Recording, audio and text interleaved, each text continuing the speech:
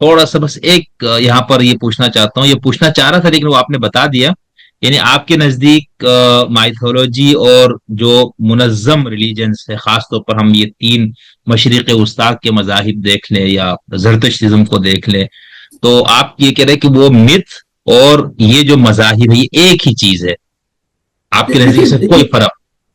نہیں، ان کی جو ڈائمینشن ہے، جی جو اس کائنات سے ماورا ایک دنیا ہے جی اور اس میں مخصوص کردار ہے، وہ جو مخصوص کردار اور محاورہ کا تصور پوری دنیا انہوں نے محاورہ کی قائم کر رکھی ہے نا، ہر مذہب نے قائم کر رکھی ہے. اب بعض مذاہب تو چھوڑ کے ہوئے ہیں. اب میری جو ملاقات ہوتی ہے یہاں پہ کچھ فادرز ہیں جو کرسچن اور کچھ یہودی جو ربی ہیں، ان کے ساتھ جی جو ملاقات، وہ اب اس نقطے سے منرف ہو چکے ہوئے ہیں کہ انسان کا جسم بھی اٹھایا جائے گا اور کسی جگہ پہ پہنچے گا. اب وہ صحیح اسپرٹ پہ آ گئے، روح پر آ گئے. صحیح. تو اس میں جو محاورہ کی ڈائمینشن ہے کہ جس میں ایک الگ دنیا ہے، جس کسی مخصوص کردار ہے، جس میں فرشتے ہوں گے، جس میں باغات ہوں گے، جنت ہوگی، دوزخ ہوگی، پورے ہوں گی، لونڈے ہوں گے، بہت کچھ ہوگا. تو اس میں شراب طہور بھی ہوگا.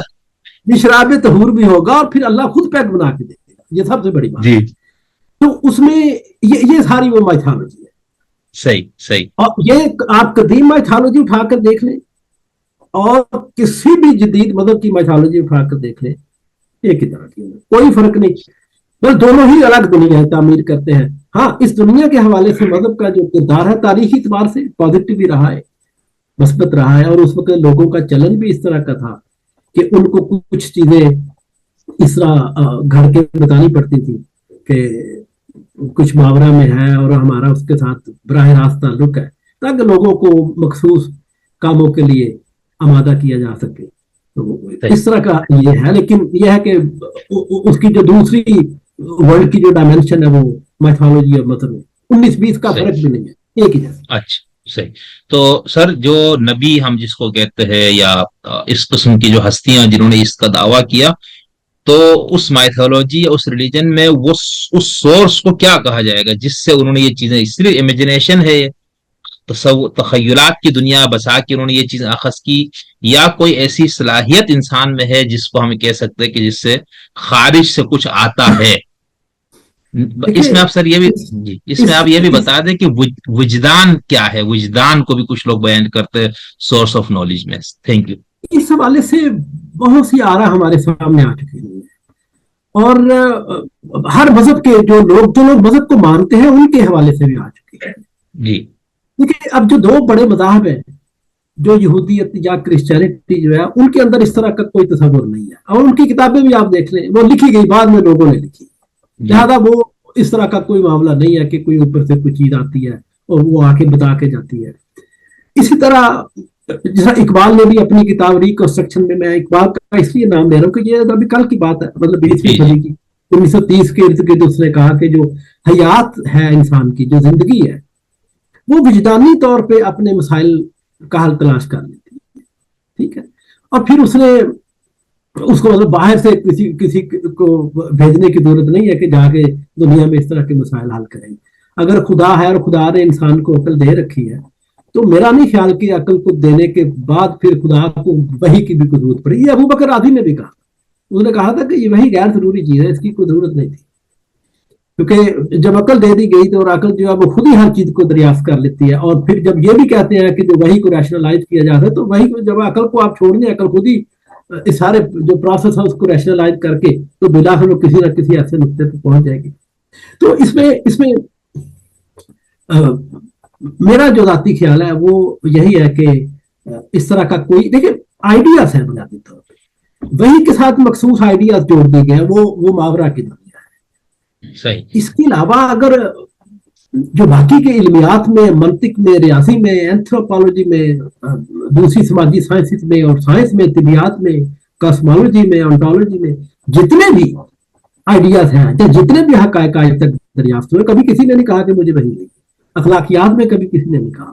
جو اصول و قواعد بنے ہیں، جتنی بھی کتابیں اخلاقیات پر لکھی، کسی بھی مضمون میں، علم کی کسی بھی جہت میں کبھی کسی نے نہیں کہا کہ مجھے تو وہی نہیں. सही। तो फिर अगर ये इस तरह की बात इस तरह की सामने आती है, तो वो हमारे लिए एक तरह का लम्हा फिक्रिया है कि क्या इस तरह का वाकया होता था, या कि कुछ इल्यूजन है, कोई इल्तबास है, क्योंकि ये वाहद इस्लाम में इस तरह की चीज है, दूसरे मज़हब में नहीं। इस्लाम भी दूसरे मज़हब के हवाले से उनके खाते में भी खुद ही डालता है कि ये इस तरह उनको भी वही होती थी, जबकि उनको कोई ऐसी वही नहीं होती थी। उन्होंने ना किसी ने दावा नहीं किया, आप पूरी अंजील पढ़ लें, कोई ऐसा दावा मौजूद नहीं है। 80 साल बाद जाके अंजील लिखी जानी शुरू हुई है। इसी तरह मोसेस जो थे, मूसा, उनके बारे में भी इसी तरह, या उनका जब किताब खत्म होती है तो आखिरी पैराग्राफ में क्या लिखा हुआ है, और उनके बाद मूसा को मोआब में दफन किया गया, लेकिन आज तक उनकी कब्र का किसी को नहीं पता। ये आखिरी पैराग्राफ है। तो रात जो किताब है उसका, अगर वो मूसा ने लिखी थी तो जाहिर है मूसा तो आप इस तरह नहीं लिख सकते कि मूसा जो है उनकी कब्र का किसी को नहीं पता। ये किसी और ने लिखी है, जाहिर है। तो ये दूसरे मज़हब में इस तरह की कोई प्रॉब्लम नहीं है। ये किन लोगों ने लिखी ये बिल्कुल वाज़ेह नहीं है, लेकिन उन्हीं लोगों ने उन पर कोई वही आई और उन्होंने इसको कलमत किया। ये इस तरह की कहानी वहां पर, या सिर्फ यहाँ पर। तो सर ये विजदान जिसको हम कहते हैं, इंट्यूशन, ये कुछ नहीं है? विजदान को हम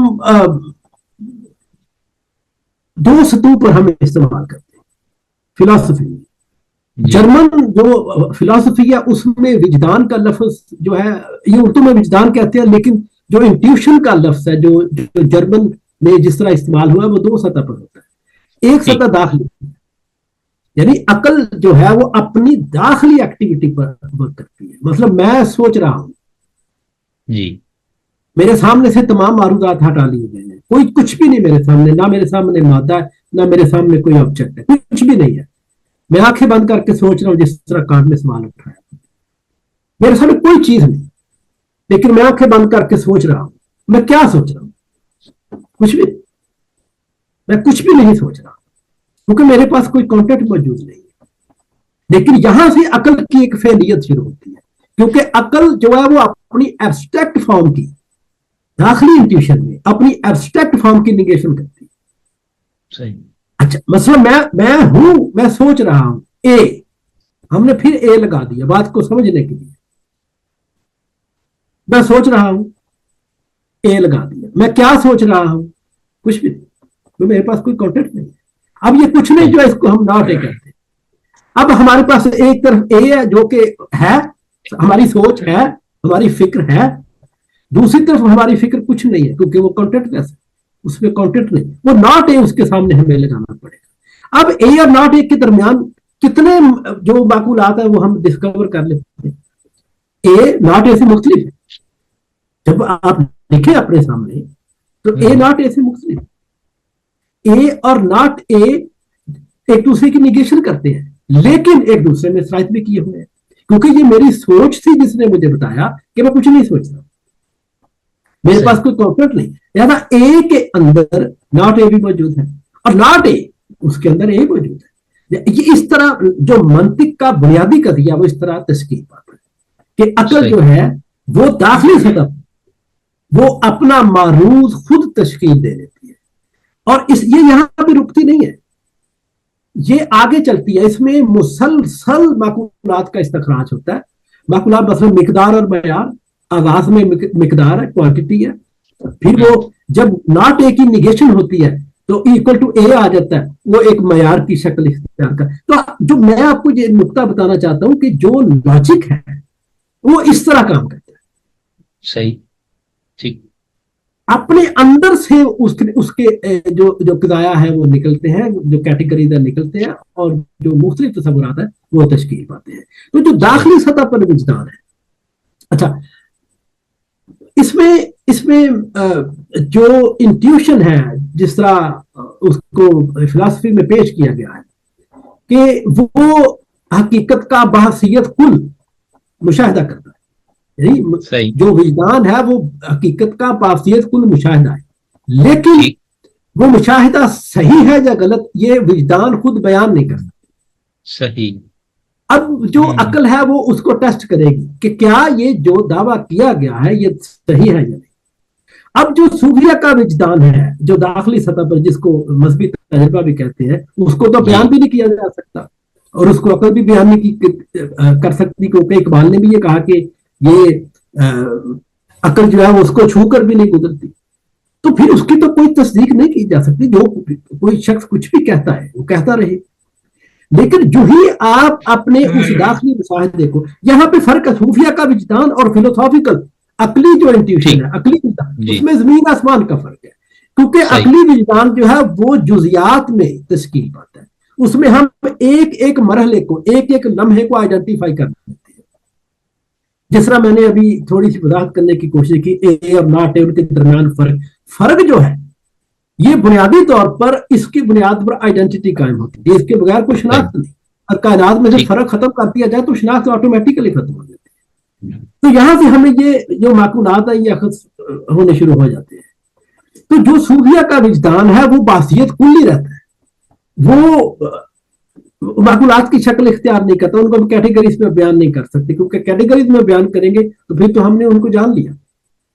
तो इस तरह हेगल ने अपने लॉजिक में लिखा कि ये जो सूफिया का जो मिस्टिसिज्म है, इसके अंदर जो जिस इंट्यूशन की बात की जाती है वो इंट्यूशन हमारी लॉजिक में जो हमारी अंडरस्टैंडिंग है वो उसके मसावी होता है, वो रीजन से अबव नहीं होता बल्कि अकल से, रीजन से नीचे होता है, क्योंकि उसको अकल के अंदर से गुजर कर ही अपनी हकानियत, अपनी सच्चाई, अपनी सदाकत को साबित करना, खुद तो वो कर नहीं सकता। सही। तो इसमें ये है सूफिया का जो दाखिली मुशाहिदा और जो फिलोसॉफिकल अकल की जो दाखिली फेलियत है उसमें बहुत ज्यादा फर्क है। और मैंने अक्सर देखा है कि लोग इस फर्क को समझते नहीं, वो उसको उस पर बात करते हैं लेकिन उनको अंदाजा नहीं होता।